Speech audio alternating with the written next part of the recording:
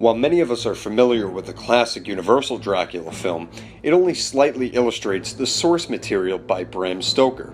Many people, including myself, have misconstrued the 1992 film Bram Stoker's Dracula to be a remake of the Universal film.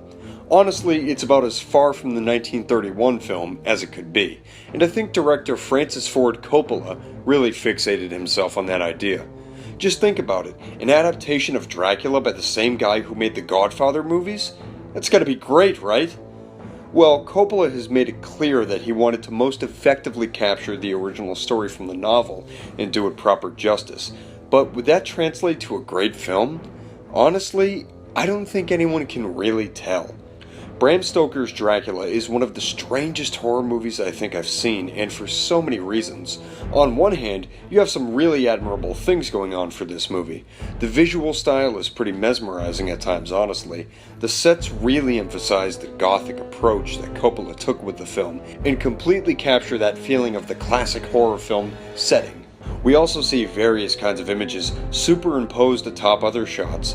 The most notable one to me was the eyes in the sky in the background. Look at that.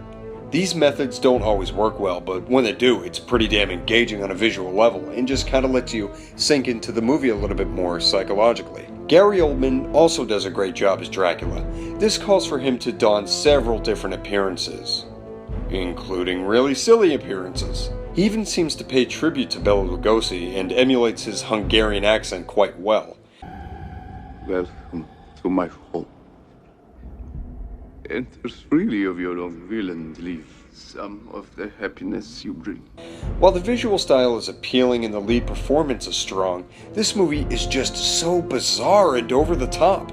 That would be perfectly fine, except it's pretty damn clear they're not trying to be over the top. This is completely serious about itself.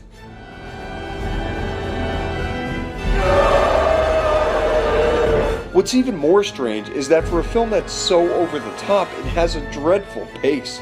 There's a lot of elongated scenes of dry dialogue that don't help to bring you into the story or engage with the characters. And although Gary Oldman does give a great performance, the rest of the performances seem too flat.